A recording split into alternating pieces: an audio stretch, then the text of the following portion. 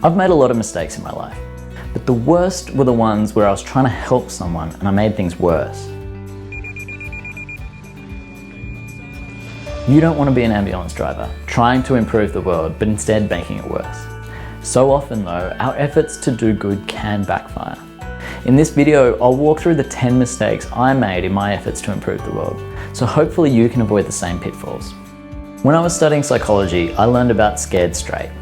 It was a program designed to help kids keep out of trouble by freaking them out in high security prisons. It was so popular that a film about it even won the Academy Award. But Scared Straight was not only ineffective, scaring these kids increased the chance that they'd reoffend. Even though Scared Straight was trying to make things better, it made things a lot worse. For every dollar spent on the program, it caused $293 worth of harm to society. Our intuitions had clearly failed us, and it wasn't until we looked closely that we discovered how badly. Without a scientific mindset, our efforts to do good can lead to bad outcomes.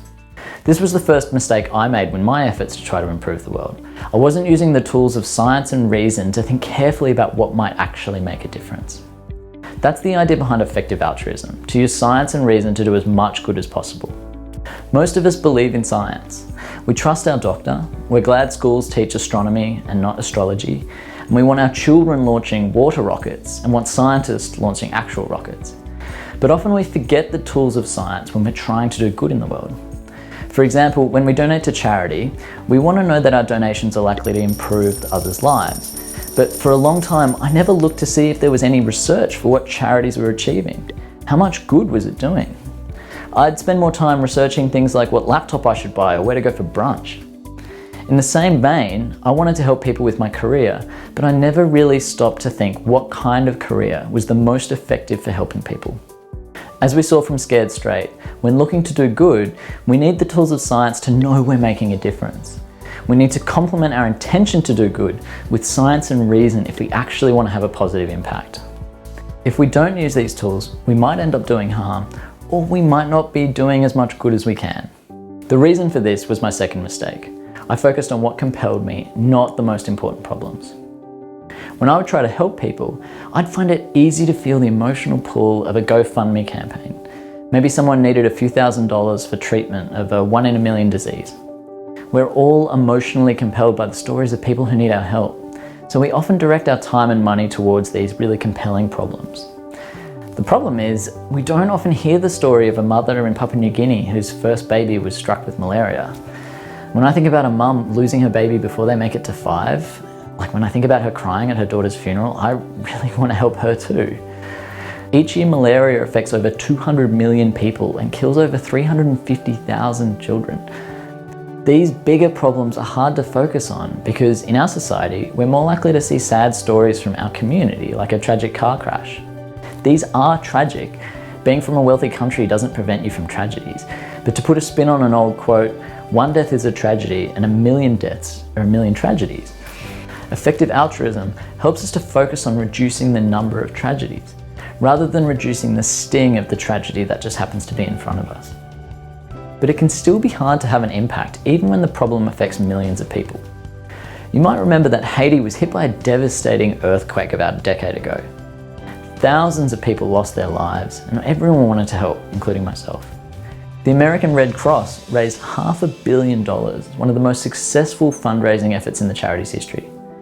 But ProPublica did a report on how much the Red Cross had achieved after 5 years. Despite that $500 million in donations, it had only managed to rebuild 6 homes. One reason the Red Cross may have struggled to do more was that the problem wasn't neglected. The whole world came to Haiti's rescue. The United States, the European Council, and the United Nations, to name a few.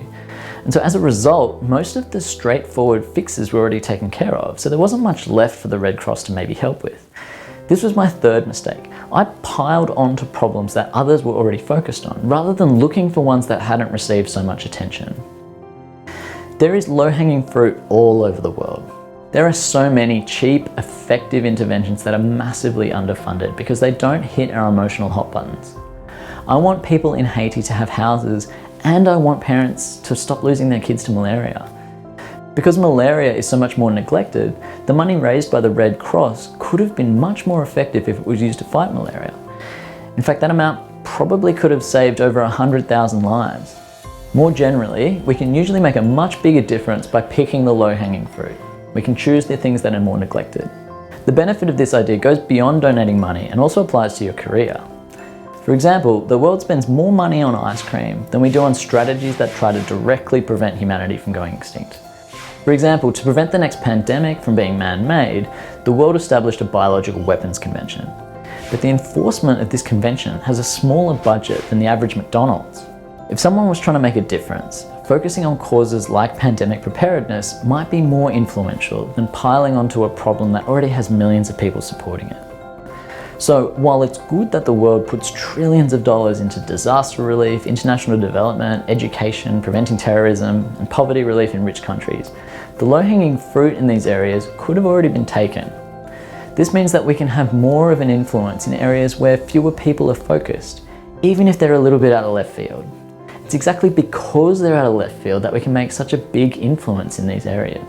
But if you're like me, you might struggle to see how you can help fix a big neglected problem. Fortunately, there are people all over the world trying to find the most effective ways of solving all of these problems.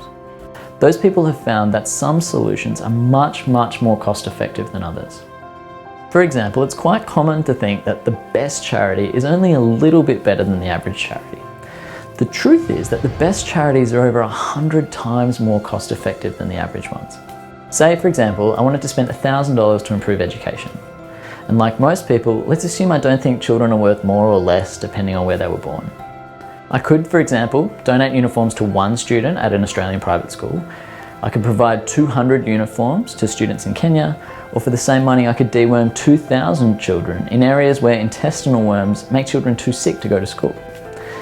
Now, obviously I'm very lucky that my parents spent thousands on my education, but compared with donating uniforms at my old school, it's actually 200 times more cost effective to help Kenyan students and 20,000 times more cost effective to fund deworming.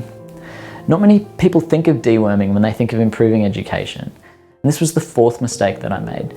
I focused on solutions that were right in front of me rather than trying to find what was most effective. If you want to do the most good you can, effective altruism is the idea that we should use the most cost-effective interventions and use our time as effectively as possible. For some causes, this means directly funding what we know to work, like anti-malarial bednets or cash incentives for childhood vaccinations. For causes like climate change or factory farming, this might involve political or corporate advocacy. And for causes like preparing for a pandemic or for safe artificial intelligence, our best approach might involve scientific research. Some of these things aren't sure bets. Not every method of preventing pandemics is going to work, but they're bets worth taking if we want to safeguard the future of humanity. It's like the bet of doing physical activity. It's not guaranteed to save you from a heart attack, but it's one of the best tools we have. Effective altruism is like the exercise for humanity. It can be hard to do at first, but it's one of the best ways to help the world. Just like exercise, it can become incredibly satisfying because there are lots of options to fit each person and community of people who connect with your values. That's what the effective altruism community tries to provide. As you can tell, I love being part of the EA community. Not only did it give me some of the tools that we've discussed so far, it's given me the support to bounce back from my mistakes. But when I first started learning about effective altruism, I had a lot of misconceptions. Many people associate effective altruism with philosophers who are utilitarian, and utilitarianism can be really demanding, amongst other things. To oversimplify utilitarianism, it's a moral philosophy that says the right thing to do is whatever maximizes the good for the most people. One problem is that a normal life in wealthy society does not exactly maximize the good of the most people. Let's take Peter Singer's shallow pond argument. To cut it really short, most of us would feel morally compelled to save a drowning child right in front of us, even if it came at some cost to ourselves. We couldn't face ourselves if we chose to save our phone and our laptop while we walked past and let her die. But most of us agree that the distance between us and the girl doesn't make her any less deserving of our help. Sure, it might make it a little harder for us to help, but it's still important to save her life. But if that were true, we're kind of faced with this situation all the time as we go about our normal lives. There are children all around the world who we could save for a few $1,000s. And if we feel obliged to help a girl over here, why don't we feel the same for a child over there? When I first heard these arguments, I kind of oscillated between feeling like an ass and trying to talk my way out of it. I'm filming this video on $1,000 worth of equipment that I could have used to save a kid's life. Does that make me a moral monster? I don't know, I found it really hard. Some people don't like these ideas. They don't see themselves as utilitarianism, and so they kind of reject effective altruism too. This was one of my mistakes. I thought effective altruism was just for utilitarians. The truth is, you don't have to buy into utilitarianism or the shallow pond argument to care about doing good more effectively. Almost every philosophy emphasizes the importance of doing good, and none of them says the right thing to do involves doing less good. To take an old thought experiment, if you found someone who was about to lose both legs, would you choose to save one leg or both? Like, if it cost you the same time and money to save both legs, almost everyone would agree that's the right thing to do. This is all effective altruism proposes. When choosing to do good, do the thing that does the most good available to you. As we saw, it's often the choice between saving one leg and saving 100. But all of this still left me feel a little bit guilty, like I always had to be as effective as possible. This was my 6th mistake. I thought I was morally obliged to act. Worse than that, I thought I actually had to morally oblige others too. I quickly realized this was really unhelpful. Some people are persuaded by the obligation proposed by the drowning child, but for some people, this is really hard to sustain. Doing stuff because we feel like we should is a pretty weak source of motivation. It's less motivating to run from guilt than it is to push towards something that you want to be. Doing things because you're part of a group working towards a common goal is much more motivating. I want to be a person who has an impact on the world. I love working towards that goal, and I love that there's a community of people who want to do the same thing. I realized I don't need to guilt someone into helping others, and it doesn't work anyway. Instead, I found lots of people value helping others and value helping more rather than less. Those people, including myself, are more motivated by seeing how it connects with their values. So in 2016, I took the Giving What We Can pledge to donate 10% of my income to the world's most effective charities. Back then, I kind of thought that was all there was to effective altruism. I was really worried about other problems like climate change, mental illness, and the future of humanity, but I didn't think that's what effective altruism was really trying to fix. When I first heard about EA, I thought it was all just kind of bednets and randomized trials. Yes, randomized trials can be one of the best ways to see if an intervention actually works. And yes, anti-malarial bednets are still one of the most cost-effective things we can do to improve others' lives. But effective altruism is not just about giving money to bednets. It's an ongoing project asking a question: how can I do the most good with the resources available to me? For some people in the community, the answer is donating money to bednets. But so many solutions to the world's most pressing problems can't be tested like this. Many people are using these ideas to work on the risks of climate change, to prevent nuclear war, to make artificial intelligence safe, to improve political decisions, to reduce factory farming, and to stop the next pandemic that could be 10 times worse than COVID. EA is not just donating to bednets, it's a collective effort for each of us to use our strengths to do what's best for the world. That's a really hard thing to figure out. So places like GiveWell help people figure out where to donate, and 80,000 Hours helps people figure out how to best use their careers. But these recommendations aren't fixed either. The community's committed to updating their beliefs in light of new evidence, and are always looking for new and better ways to do good. So EA is exciting because it isn't just a list of top charities or a fixed ideology. It's a group of people constantly trying to make the world a better place with what they have. If that sounds like you, then one of the best things you can do is help other people learn how to do good better. If you help even just one other person to choose a more effective career or donate to a more effective charity, you're making your own impact even bigger by growing the community of people who are working on the world's most pressing problems. But when I first started to talk to others about EA, I made a total mess of it.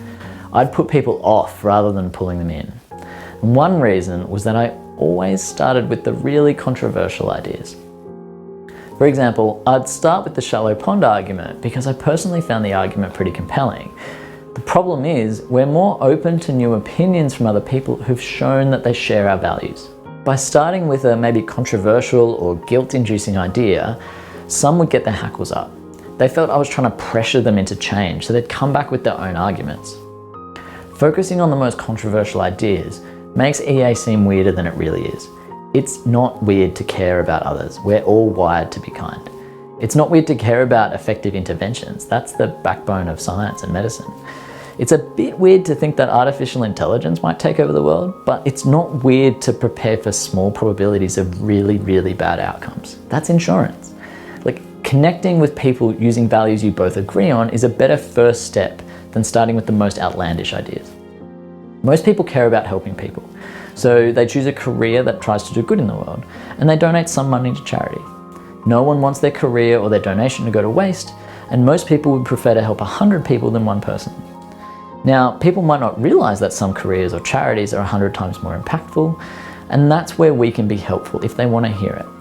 But people don't want to hear what we say if instead of connecting with their values, we make them feel guilty for not helping the millions of people dying on the other side of the world. That points to one other mistake. I thought reiterating the size of the problem should be a really good motivator for people. In some people, this has the opposite effect. Big problems can seem impossible to solve. What could I do to stop the thousands of people dying from malaria? These numbers are important for making good decisions, but they're sometimes not as motivating as stories. We love hearing stories of people who've changed the world. We're inspired by stories of people who we admire doing amazing things. I think so many of us want to do something about the world's most pressing problems, but we kind of feel paralyzed by the size of the problem. Stories can show us that we can. They can help us know that the things we do actually help to make a difference. But those stories can be even more motivating if the people doing the amazing things are just normal people like you and me. For a long time, I didn't tell my story. I worried that telling stories about donating to charity make me look sanctimonious. Look, the truth is, there probably were some times that I was being a bit sanctimonious. I used to wield a guilt trip like Don Bradman wielded a cricket bat. But once I realized what I was doing wrong, I just stopped talking about it entirely. This was really unhelpful. I don't think we should hide things that we have a reason to be proud of, especially when sharing it can improve the world. We don't all need to talk about it on YouTube, but talking with your friends and family about what you've learned can help them act on their values too. Being a good role model doesn't make you sanctimonious. It can make you an inspiration for people to follow. Yes, some haters gonna hate, but some people will really appreciate you sharing something that you're so passionate about. I hope I've had that effect on you. If so, please like the video and subscribe to the channel so that you can share the ideas about how to do good more effectively. I joined the Giving What We Can community years ago, and that's one decision I've never thought was a mistake. You can do the same by clicking up here. Otherwise, share your efforts to do good and share your mistakes as well. Send this video to someone who you think might care about helping others. You might even help them to do good even better.